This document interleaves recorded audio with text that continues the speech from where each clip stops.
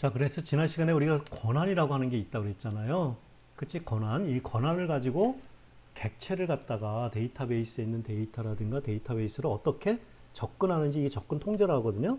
그 접근 통제하는 방법은 데이터베이스 접근을 하게 하는 거, 객체를 접근하게 하는 방법은 이렇게 세 가지가 있어요. 하나는 임의적 접근 통제. 조금 여러분들 잘 집중해서 좀 들어보셔야 될 거예요.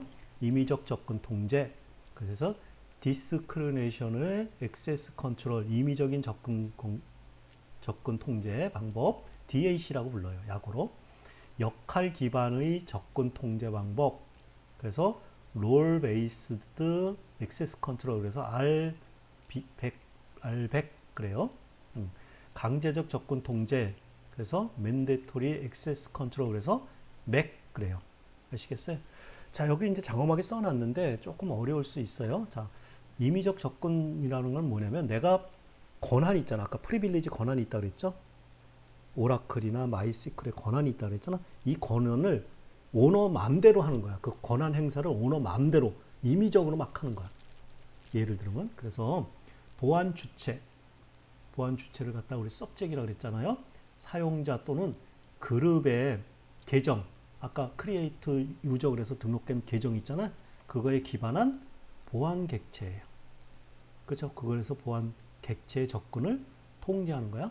그러니까 사용자나 그룹이 가지고 있는 그 계정의 권한에 기반을 해서 그렇죠? 데이터베이스나 데이터베이스에 있는 데이터를 접근을 통제하는 기법이야. 뒤에 가서 한번 설명을 다시 드릴 거예요. 보안 주체의 소유자인 보안 주체의 소유자, 사용자 그룹이라고 생각하셔야 돼. 소유자인 보안 객체의 권한을, 보안 객체에 대한 권한이 있을 거 아니에요? 그 권한을 자신의 사용자 및 그룹의 주관적인 판단에 의해서, 이것도 주관적인 판단을 갖다 임의적이다 그래. 그걸 그 영어로 말하면 디스크리네이션이라고 그래요. 디스크리네이션이 발음이 안 좋아요. 디스크리네이션이 임의적이라고 그래. 이에 의해서 사용자나 그룹에게 권한을 제3자한테 이렇게 권한을 부여한다 그래서 이걸 갖다 임의적 접근 통제라고 그래. 좀 보안이 좀 허술하겠죠. 보안 주체 및 객체의 신분, 임의적 접근 통제 규칙에 기초하여 객체에 대한 주체의 접근을 통제하는 기능이야. 저 뒤에 예를 가지고 설명드릴게요. 권한의 종류는 데이터 정의에 관련된 시스템 권한이 있다고 그랬죠. 아까 그 오라클의 시스템 권한이 있다고 그랬죠. 시스템 권한, 크리에이터, 알터, 리네임, 드롭, 뭐 이런 거, 뭐 그렇죠. 시노님, 크리에이트 시노님, 그렇죠. 크리에이터 뷰 이런 게 있어요. 그런 권한과 데이터 조작에 관한 인서트, 업데이트, 딜리트, 셀렉트에 관한 권한이 있잖아. 이런 권한들이 있어. 이런 권한들을 갖다가 임의적으로 내가 가지고 있는 권한을 임의적으로 제3자한테 줄 수 있어. 그래서 이걸 갖다가 임의적 접근 통제라고 그래. 그런데 이거보다는 회사에서는 대부분에 제일 많이 쓰는 건 뭘 쓸까요? 이게 제일 많이 쓰겠죠. 회사에서 제일 많이 쓰는 거는 얘를 쓰는 거예요. 역할 기반의 접근 통제, 롤이에요. 롤 기반의 접근 통제. 그래서 R100이라고 그래요. 이게 제일 많이 쓰는 거야. 보안 주체의 역할, 그러니까 사용자와 그룹에 대한 역할이 있을 거 아니야. 관리자는 관리자의 역할이 있을 거고, 경영자는 경영자의 역할이 있을 거고, 그렇죠. 인사부서는 인사부서 담당자의 할 일이 있을 거 아니야. 각각의 업무의 일별로, 그렇죠. 일의별로 보안 객체의 접근을 통제하는 거야. 어떤 역할에 기반해서 역할별로 보안 객체의 접근을 통제하는 거야. 조금 어려워요. 따라서 이런 것들은 누가 해주냐면 각각의 오너들, 일반 사용자가 아니라 일반 사용자나 그룹이 아니라 DBA, 데이터베이스 관리자가 있다고 그랬잖아. DBA, 데이터베이스 어드미니스트레이터. 그래서 데이터베이스 관리자가 있는 역할을, 그거에 맞는 여러 가지 역할을 사용자 그룹과 사용자 및 그룹의 역할을, 각각 역할을 만들어. 이런 역할, 이런 역할, 이런 역할을 만들어. 뒤에 가서 보여줄게요. 역할을 만들고 보안 정책에 따라서 그쵸? 권한의 묶음을 갖다가 각각의 뭐 select 권한, insert, update, 뭐 create 이런 것들을 각각의 역할에다 이렇게 부여시켜놔.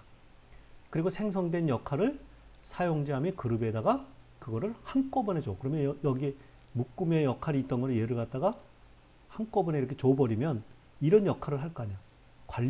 너 관리자 역할해. 그러면 얘는 관리자가 될 거 아니야. 아시겠어요? 너는 경영자 그러면 경영자가 될 거 아니야. 부여하고 역할 부여는 DBA에 의해서 부여되고 관리되기 때문에 이걸 갖다가 비의미적, 임의적이라고 하는 건 그 객체의 소유자가 주는 거잖아. 근데 이건 객체 소유자가 아니고 그죠? 객체 소유자 것 있지만은 DBA가 주는 거예요. 그러니까 임의적인 거 아니라는 거예요. Non discretionary access control이에요. 아시겠어요? 그에 반면 강제적 접근만, 이건 강력한 접근 통제 방법이겠죠. 대부분의 군이라든가 군사 조직이라든가 어떤 금융회사라든가 이런 쪽에서는 강력한 그 통제 기반이 있어야 될 거 아니야. 그쵸? 따라서 DBA에 의해서 보안 주체에다가도 보안 등급이 있어. 1등급, 2등급, 3등급, 4등급 하듯이 어떤 임무에 따라서 그쵸? 보안 주체나 보안 객체, 데이터베이스나 그죠? 데이터베이스는 데이터에 따라서 보안 등급을 부여해. 아시겠어요? 뒤에 보여줄게요. 부여된 보안 등급에 따라서 객체의 접근을 통제하는 기법이야. 그래서 이거 갖다 우리 세 가지 할 건데 벨라파들라 이거 알 필요 없어요. 벨라파들라 시큐리티 모델이라고 그래. 그거에 기초를 해. 그래서 대부분의 군대에서 많이 써. 군대에서. 그래서 보면 낮은 보안 등급을 가진 보안 주체는 낮은 등급이야. 나는 그 보안 등급이 탑 시큐리티가 있고 시큐리티가 있고 그렇죠?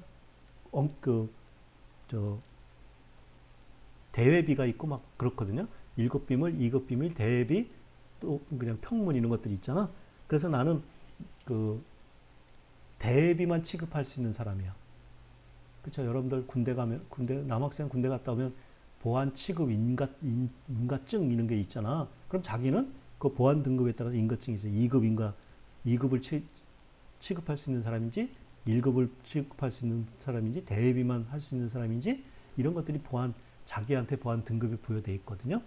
따라서 자신의 보안 등급과 같거나 높은 보안 등급의 객체만 쓰기를 허락하는 거야. 보여드릴게요. 나 보안 등급에 있는 객체, 그러니까 2급 보안 등급이면 2급 보안 등급이나 1급 보안 등급에 있는 데에다만 데이터를 쓸 수 있게끔 권한을 줘야 돼.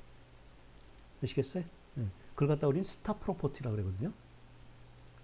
그렇죠? 그래서 높은 수준의 보안 등급에 있는 정보를 낮은 보안 등급의 주체에다가 그 정보를 노출하지 않도록 접근 통제해 주는 거야. 아시겠어요? 보안 등급을 여러 개의 보안 등급을 만들거든요. 1급 보안, 2급 보안, 3급 보안 이런 식으로 대외비 이런 식으로 만들거든요. 그랬을 때 3급 보안이라고 보안 취급을 할 수 있는 사람은 2급 보안에 있는 데이터만 쓸 수 있는 거야. 근데 2급 보안에 있는 사람들의 데이터를 3급 보안의 데이터로 쓰지 못하도록 하는 거야, 이거. 왜 쓰게 되면 뭐야? 3급 보안의 데이터 쓰면 2급 보안에 있는 데이터가 3급 보안으로 유출돼 버릴 거 아니야. 그걸 다 스타 프로퍼티라고 그래. 또는 높은 보안 등급을 가진 보안 주체는 자신의 보안 등급과 같거나 그냥 자신이 지배하는 낮은 등급이에요. 지배하는 객체에 대해서만 읽기 권한을 허락하는 거야. 아시겠어요? 그러니까 만약에 그런 거지. 그렇지, 보안 등급이 같거나 자신이 지배하는 객체에 대해서만 읽기 권한을 허락하는 거니까, 그렇지. 그게 뭐냐면 내 권한, 1급 보안을 가진 사람이 있다려. 데이터베이스 1급 보안을. 1급 보안은 내 1급 보안 객체만 볼 수 있는 거지. 그러거나 2급 보안도 볼 수 있는 거죠. 1급 보안을 취급할 수 있는 사람은 1급 보안뿐만 아니라 2급 보안도 볼 수 있는 거죠. 그렇죠? 3급 보안짜리도 볼 수 있는 거죠. 네, 그걸 갖다 우리 뭐라고 하냐면 심플 프로퍼시티라고 그래. 당연한 거죠. 그렇죠? 마지막에 벨라파들라 모델을 보시면, 벨라파들라 시크릿 모델을 보시면 객체의 보안 등급이 컴퓨터에서 처리하고 있어. 그 세팅돼서 컴퓨터에서 지금 보안 등급을 관리하고 있거든요. 그런데 그걸 불법적으로 변경하면 안 되지. 그럼 보안 등급이 깨질 거 아니야. 그걸 갖다가 그죠? 트랜퀄리티, 그죠? 트랜퀄리티 프로퍼티 이거 갖다 고유한 이런 뜻이죠. 고유 고유한 이런 뜻이잖아. 고유한 그 프로퍼티다라고 세 개가 있어. 그런데 조금 어려우니까 뒤에 예제를 가지고 다시 한번 좀 살펴볼게요. 자, 여기 보시면 DBA가요. 임의적 접근 통제야. 그쵸? 임의적 접근 통제. 디스크리션의 액세스 컨트롤. 그래서 임의적 접근 통제는 DBA가 권한을 이게 사용자한테 줘. 그럼 사용자는 자기가 갖고 있는 권한을 제 사용자한테 자기 임의대로 줄 수 있어요. 그래서 임의적 접근 통제야. 아시겠어요? 이 권한들을 받은 권한을 줄 수 있어. 봐봐. 스캇이라고 하는 사람이고 이건 보안 주체죠. A1712995 보안 주체, S1171999 보안 주체 이 세 명이 있다 그래봐요. 그거에 대한 객체가 있어요. 이와 같이. 요런 객체, 어떤 특별한 객체에다가 그랜트해서 스캇이 그랜트해서 A17199한테 자기가 가지고 있는 요 객체 권한을 어떤 테이블, EMP 테이블의 셀렉트 권한을 그쵸? 누구한테 줬냐면 그 A17199한테 줬어. 그럼 내가 마음대로 준 거죠. DBA에 관계없이 내가 마음대로 준 거잖아. 디스크리네이션 이렇게 준 거죠. 그럼 A17199도 위드 그랜트 옵션을 붙여서 얘가 그랜트를 해주면 마음대로 자기 마음대로 자기 갖고 있는 권한은 마음대로 자기 밑에 있는 사람한테 마음대로 그 권한을 줄 수 있어. 그랬다는 건 뭐야? 어떤 정보가 잘못 흘러가면 그쵸? 이 권한이 없는 사람이 이걸 보지 못하는 사람한테도 이 권한을 유출시킬 수도 있잖아. 위험한 거죠. 임의적 접근 통제는. 아시겠어요? 그쵸? 그거 반면에 역할기관이라고 하는 접근 통제는 있어. 역할기관은 DBA가 룰을 만들어요. 각각의 룰들을 여러 가지 룰들을 만들어서 그 룰에다가 권한을 한꺼번에 그 룰에를 줘. 그리고 나서 내가 필요한 사람이 있으면 그 룰을 이렇게 내려줘요. 이렇게 룰을 줘요. 예를 들어서 이렇게 크리에이트 룰 그래서 매니저 그러면 우리 회사의 관리자들은 관리자들하고는 권한의 룰을 만든 거야. 권한의 룰을. 그러고 나서 이 권한의 룰을 만들어서 이 관리자들한테 크리에이트 유저 권한과 등록된 유저를 지울 수 있는 권한과 테이블을 만들 수 있는 권한을 이렇게 매니저라고 하는 룰에다 줘. 이거 룰이야. 룰에다 줘. 그래서 이 우리 회사의 관리자급인 사람한테는 A1812999도 관리자야. B1812999도 관리자야. 그러면 이 관리자 권한을 한꺼번에 이렇게 줘버리는 거야. 그러면 이 A1812999는 어떤 역할을 하는 거야? 크리에이트 유저 할 수 있고 드랍 유저도 할 수 있고 크리에이트 테이블 유저도 할 수도 있죠. B도 마찬가지야. 이와 같이 철저하게 DBA에서만 룰을 만들고 DBA에서만 그 권한을 해당 사람한테 줄 수 있는 거죠. 이거는 해당 이 사람들이 지 마음대로 막 권한을 줄 수 있는 건 아니잖아. 룰을 줄 수 있는 거 아니잖아요. 그러니까 이건 임의적 권한이야. 임의적 접근 통제가 아니죠. non discriminatory access control이죠. 이해하셨어요? 강제적 접근 통제라고 하는 건 뭐냐면 이 군대는요. 탑 시큐리티가 있고요. 1급 비밀, 시큐리티 있어요. 2급 비밀, 컨피던셜이라고 하는 대외비가 있어요. 대외비라고 그러죠. 이거. 대외비. 그쵸? 그 다음에 언클래시파이드. 이거는 보안이 아니야. 이렇게 우리 군대는 이렇게 네 가지 보안 등급으로 나눠져 있어요. 그쵸? 그랬을 때 보세요. 여기 보세요. 여기 보안 주체가 있어. 이 보안 주체의 보안 등급은 탑 시큐리티야. 1급 보안이에요. 3급 보안이에요. 1급 보안이에요. 그리고 또 두 번째 주체가 있어. 데이터베이스 쓰는 주체가 있어. 이 사람의 보안 접근 권한은 컨피던셜이야. 이 사람은 뭐냐면 대외비만 취급할 수 있는 거야. 그런데 여러분들 여기 보시면은 요 S1이라고 하는 사람 탑 시큐리티를 갖고 있잖아. 근데 객체가 있어. 데이터베이스 객체는 부여된 보안 등급이 그쵸? 시큐리티야. 2급 보안이야. 그쵸? 1급 보안, 2급 보안이야. 그럼 탑 시큐리티가 2급 보안은 읽을 수 있죠. 리드할 수 있죠. 심플 프로퍼티에서 리드할 수 있죠. 이거는 당연할 수 있죠. 리드할 수 있죠. 읽을 수 있죠. 자기 거는 자기보다 낮은 거는 보안 등급에 있는 건 읽어올 수 있잖아. 뭔 말인지 아시겠어요? 그런데 보세요. 그런데 1급 보안에 이 탑 시큐리티 있는 사람이 자기가 시큐리티를 보려야 된 요 데이터를, 그쵸? 컨피던셜이라고는 2급 보안에 있는 사람에 있는 요 데이터를 요로 쓰게 하면 안 되죠. 그러면 2급, 이 객체는 2급 보안이잖아요. 그쵸? 이 사람이 읽을 수 있는 거는 3급 보안밖에는, 대비밖에는 못 읽잖아. 그런데 2급 보안의 데이터 값을 3급 보안으로 여기다가 내려 써줘 버리면 2급 보안이잖아, 얘가. 2급 보안인데 누구도 읽을 수 있어? 그쵸? S2도 3급 보안을 가진 사람도 2급 보안을 읽을 수 있죠. 이러면 안 되는 거죠. 라이트 다운을 못하게 만드는 거죠. 그쵸? 아까는 오로지 라이트 업만 가능하다 그랬죠. 반대로는 안 된다 그랬잖아. 그런데 이 사람 보세요. 3급 보안이잖아, 이 사람.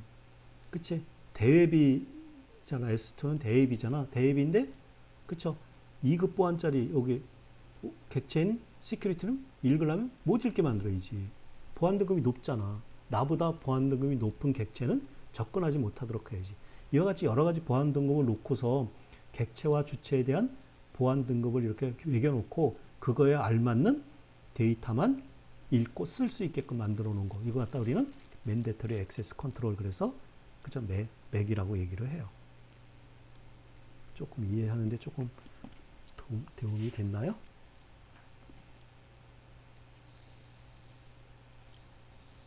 되셨어요? 네, 넘어가겠습니다.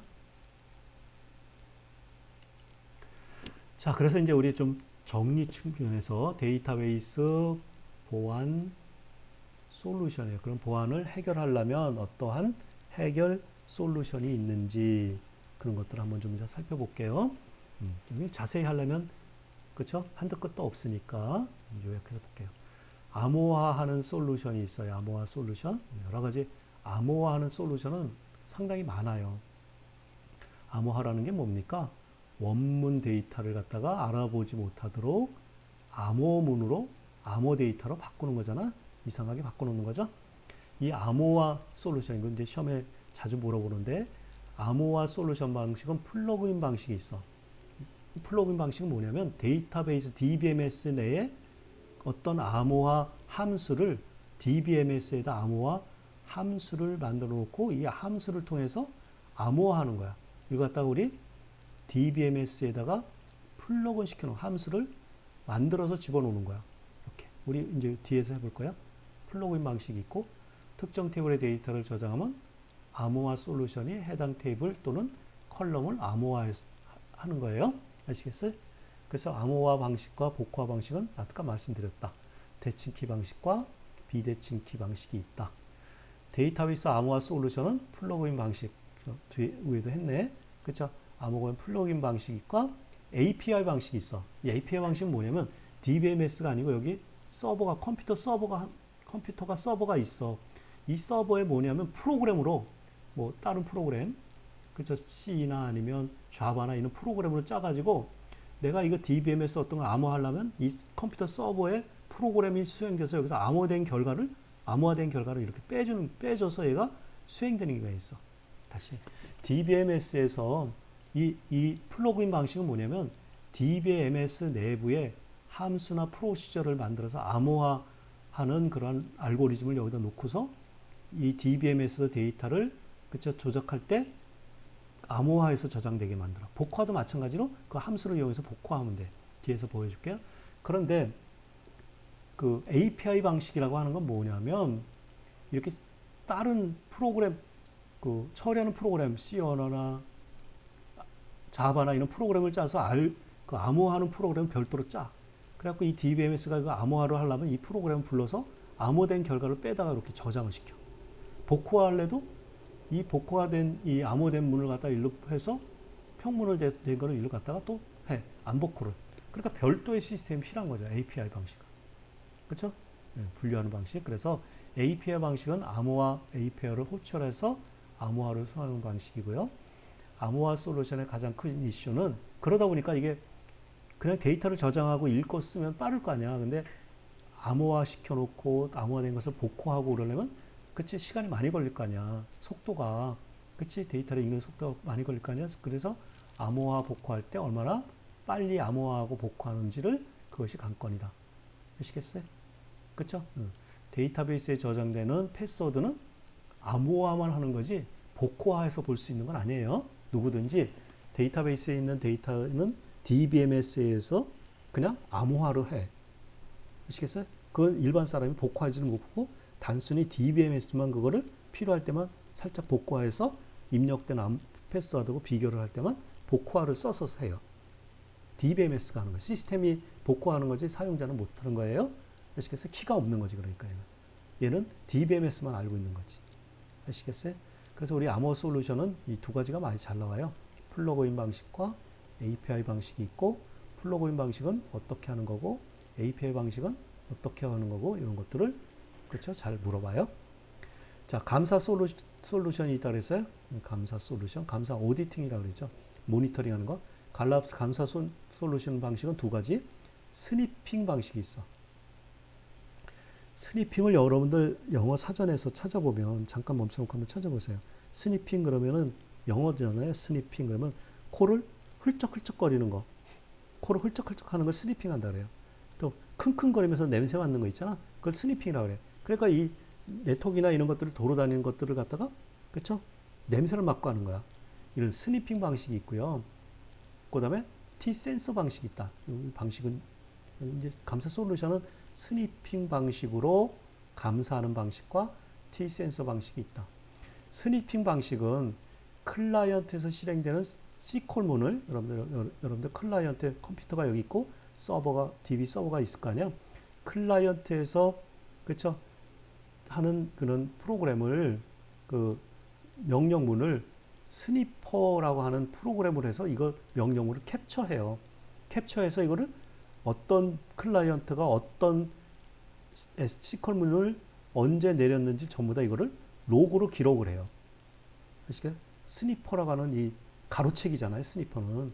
그러니까 이 네트워크를 타고 가는 이 명령문을 C콜 문장을 얘가 가로채서 로그에다 기록해요. 이렇게 기록해. 그거 갖다 스니핑 방식이라고 해. 그래서 로그 파일을 저장하는 방식을 스니핑이라고 해. 그러니까 이 DBMS에서 저장하는 게 아니고 네트워크상에서 얘를 C콜 문장을 이렇게 게이트웨이로 가로채가지고 얘를 누가 어떤 명령을 내렸는지 이렇게 로그 파일을 남겨. 스니핑 방식. 그거 갖다 감사 솔루션이라.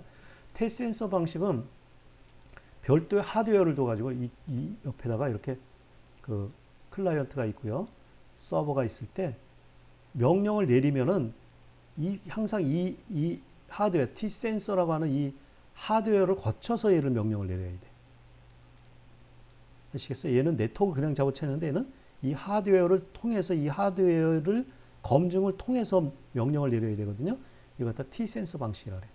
별도의 하드웨어를 활용하여 네트워크에 연결되는 방식으로 네트워크에서 유입되는 패킷, 명령이잖아. C콜 패킷이라고 했잖아. C콜 패킷을 하드웨어에 복제하여 로그 파일에 저장하는 거. 이해가셨어요?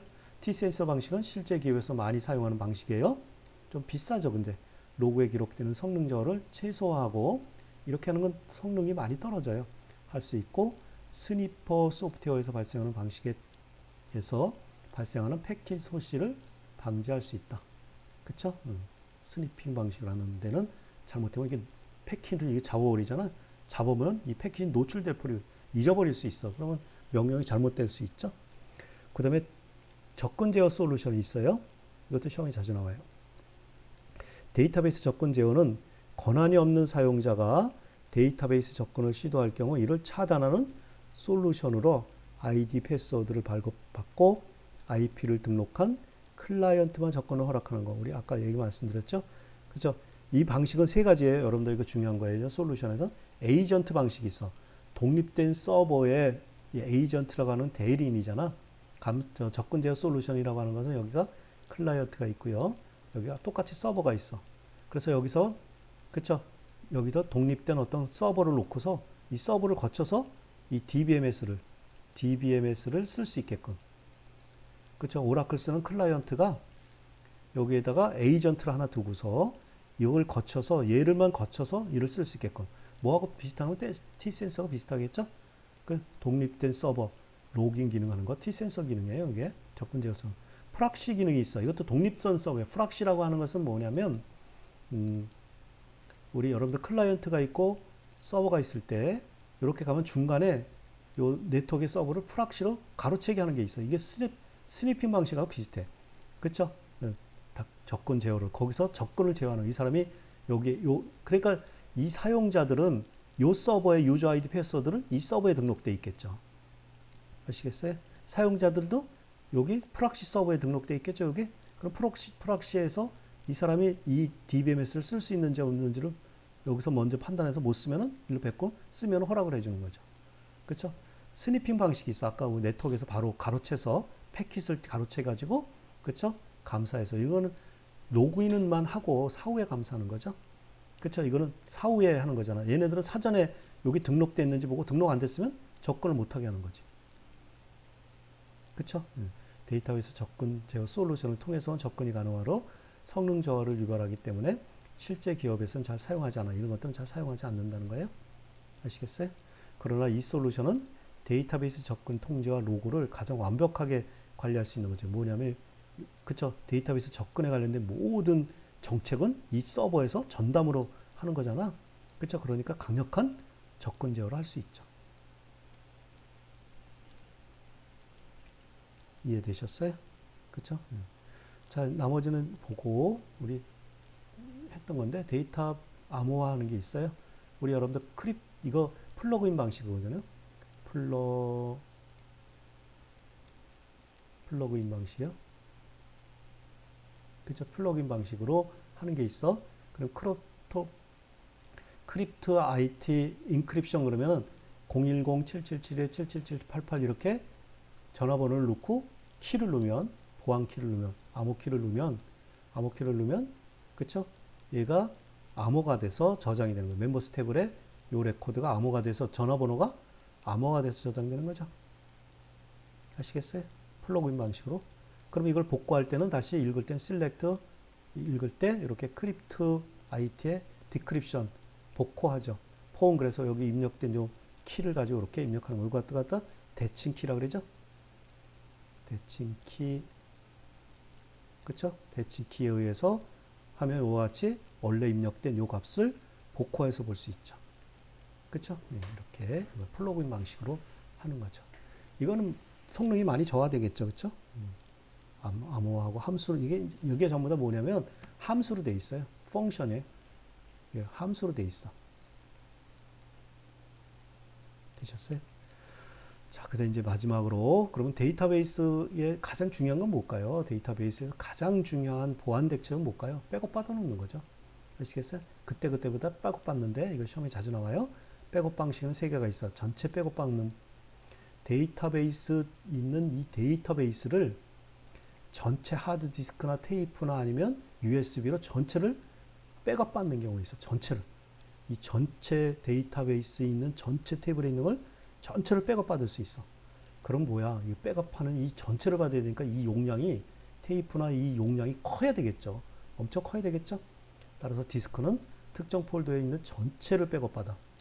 많은 양의 백업 스토리지가 필요하겠죠. 많은 용량의 백업, 그쵸? 용량의 백업 스토리지가 필요하겠죠. 그렇게 백업하는 방법이 있고 차등 백업이 있어. 이렇게 한번 백업 받아 놓잖아요. 그러면 처음에 이렇게 백업 받아 놨잖아. 그리고 이제 데이터베이스를 이렇게 사용하다가 바뀌었을 거 아니야. 그치? 그러면 이렇게 쓰다가 바뀌었잖아.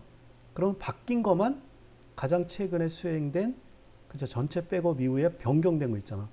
요는 변경된 거 요거다 그러면 변경된 것만 백업 받아 놓는 거야. 이렇게 변경된 것만 이렇게 받아 놓은 거야. 아시겠어요? 또 막 실행하잖아. 실행하다가 또 실행된 요 변경은 처음에 백업 받아 놓은 거 그 다음으로 실행된 거가 또 막 이렇게 실행됐을 거 아니야. 그럼 또 실행된 거 또 백업을 또 받아놔. 이렇게 백업을 또 받아놔. 아시겠어요? 또 막 쓰다가 최초에 백업 받아 놓은 거 이외에 또 변경된 게 있잖아. 그럼 변경된 거 또 백업 받아놔. 이렇게 최초에 백업된 이후에 변경된 거를 그때 변경된 것들만 이렇게 백업박을 받아놔. 이걸 갖다 우리 차등 백업, 디퍼런셜 백업이라 그래. 그런데 보세요. 증분 백업이라고 하는 것은 뭐냐면 가장 최근에 수행된 백업 있잖아요. 이거 보세요. 다시 한번 적어되는 거니까 데이터베이스가 이렇게 있고요. 그렇죠? 그래서 이거를 맨 처음에 데이터베이스에 있는 거를 전체를 백업 받아놨어. 전체를 백업 받아놨어. 그리고 나서 여러분들 여기 보시면은 차등 백업 받았을 거 아니야. 그러면 여기 바뀐 것들만 있는 요 바뀐 것만 이렇게 차등 백업 받아놨어. 아시겠어요? 그럼 차등 백업도 이렇게 존재하겠죠? 이렇게? 그럼 바뀌었잖아. 그 차등 백업 다음에 또 바뀐 것이 이렇게 바뀐 부분이 이렇게 또 있을 거 아니야. 그럼 얘네들만 백업 받는 거야. 얘네들만 백업 받는 거야. 또 그 다음에 있으면 이렇게 XX만 이렇게 백업 받았을 거 아니야.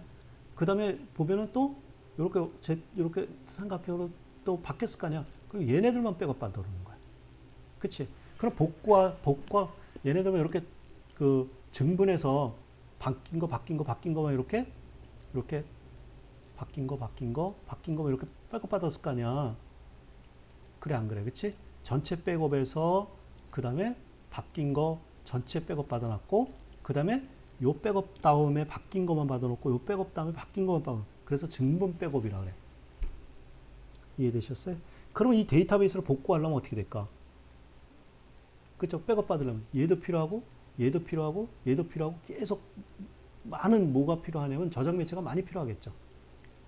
그쵸? 그런데 요 바뀐 것만 하니까 백업 시간은 금방 백업 되겠지. 바뀐 거 조금 바뀌었으니까 조금 거만 백업, 조금 거 백업하고, 조금 백업하고, 조금 그러니까 백업 시간이 절감되겠죠. 근데 저장 매체가, 그쵸? 효율적으로, 조금 저장하니까 효율적으로 할 수 있잖아. 그런데 뭐야, 얘를 백업하려면 저장 매체가 엄청 많을 거 아니야. 이렇게 매일 백업하려면 매일 하나씩 생길 거 아니야. 이걸 갖다가 만약에 복구하려면 어떻게 될까? 이 전체를 많은 거를 갖다가 다 필요할 거 아니야. 복구를 하려면. 일괄 복구를 하려면. 그래서 복구 시, 그쵸? 많은 저장 비트가 필요하다라는 거죠. 이해되셨어요? 자, 우리 마이스컬 백업에는 가끔가다 물어봐요. 마이스컬 백업은, 그쵸? 마이스컬 덤프라고 하는 것을 한다. 여기까지만 알고 있으시면 돼요. 만약에 백업할 때 어떻게 백업 맞냐면, 마이스컬 덤프 사용자, 이 사용자가 1, 2, 3, 4인 사용자의 요 데이터베이스를 에서 사용된 SQL문을 요렇게 백업 받겠다. 그쵸? 복구하려면 마이스컬 덤프에다가 요 사용자와 요 사용자가 보세요. 요거에 꺽쇠가 반대로 돼 있죠? 그러면 복구하는 거야. 여기에 있는 내용을 요렇게 복구해 주는 거야. 아시겠어요? 그쵸? 이거. 자, 그래서 이제 지금까지 여러분들 이거 자세히 얘기하려면요 시간 엄청 많이 필요해요. 한 학기 내내 할 수 있다고 그랬잖아요. 그러니까 지금까지 여러분들하고 같이 데이터베이스에 대한 것을 쭉 살펴봤는데 이 단원 정리를 좀 해보겠습니다. 자, 데이터베이스 단원 정리 우리 해본 거는 뭐냐? 데이터베이스 보안의 개요 살펴봤고, 데이터베이스 보안 운영, 데이터베이스 보안 솔루션, 데이터베이스 백업을 살펴봤죠. 데이터베이스 보안 개요에서 데이터베이스 정의, 특징, 데이터베이스 구성 요소, DBMS 역할 살펴봤고요. 데이터베이스 보안의 정의에서 데이터베이스 보안과 정의와 보안의 범위 살펴봤죠. 보안 주체, 보안 모듈, 보안 객체, 데이터베이스 보안 목적, 그쵸? 기밀성, 무별성, 가용성, 데이터베이스 보안의 위험 요소들, 그쵸? 집합성과 출원 이런 거, 데이터베이스 보안의 요구 사항들 상당히 많았었죠. 데이터베이스 보안 운영에서 사용자 인증하는 방법, 마이스컬의 인증, 오라클 인증, 그쵸? 오라클 암호화 프로파일도 우리가 한번 살펴봤죠. 데이터베이스 접근 통제로서 임의적 접근 통제, 역할 기반의 접근 통제, 강제적 접근 통제 있다라는 거 살펴봤고, 데이터베이스 보안 솔루션에서 암호화 솔루션, 감사 솔루션, 접근 제어 솔루션이 있다. 데이터베이스 백업 방식은 시험에 자주 나온다 그랬죠. 전체를 백업 받는 방법, 차등 백업, 증분 백업 방법이 있다. 그래서 마이스컬 덤프까지 이렇게 말씀을 드렸죠. 되셨어요? 그쵸? 자, 그래서 이제 다음 단원을 한번 생각해 볼게요. 다음 단원 우리 뭐 할 거냐면요. 전자상거래에 대한 거 할 거예요. 우리 시험에서 많이 물어보는 파트가 가장 중요한 파트예요. 여기서 전자상거래 우리 항상 쓰잖아. 전자상거래는 뭐예요? 그죠? 보안에 종합적인 거고 보안에 아주 취약할 수 있잖아요. 인터넷을 통해서 하는 거니까. 일렉트로닉 커머스 전자상거래잖아요. 그래서 여기 전자상거래 보안에 프로토콜이 있어요. 이게 중요한 거예요. 전자상거래 프로토콜이라고 하는 거는 그쵸? 셋이라고 하는 게 있고요. Secure Electronic Transaction이라는 셋 프로토콜이 있고요. SSL이라고 하는 게 있어요. Secure Socket Level이라고 하는 프로토콜이 있습니다. 아시겠어요? 그 다음에 일회용 비밀번호, 우리가 전자상 거래를 할 때 일회용 비밀번호를 맞춰 쓸 수도 있거든요. 그래서 원타임 패스워드라고 하는 게 있어요. 중요한 것들이에요. 여기가 중심이에요. 다음 주가. 아시겠어요? 그 다음에 Secure Hypertext Transfer 프로토콜이 있고, 우리 전자상 거래 하려면 HTTP로 해야 되잖아요. 그렇죠? 그 다음에 IPsec이라고 하는 거, 우리 VPN이라고 하는 거 들어보셨어요? 이거 IPsec이거든요. IP 시큐리티 하는 방법, 이런 것들을 공부를 하겠습니다.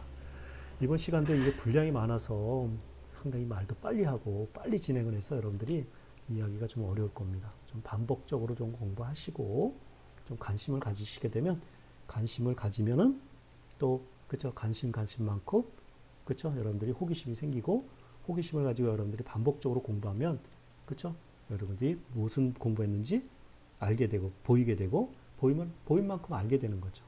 그럼 여러분들이 나중에 어느 단계까지 올라가면 이런 내용들을 훤하게 이해하실 수 있는 거죠.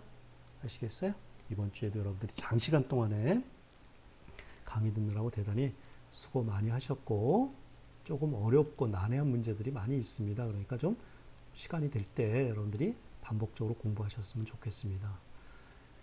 여러분들 끝끝내 긴장 넣지 마시고, 그렇죠? 끝끝내 여러분들이 위생관리 잘 하시고 여러분들이 잘 지내시기를 바랍니다.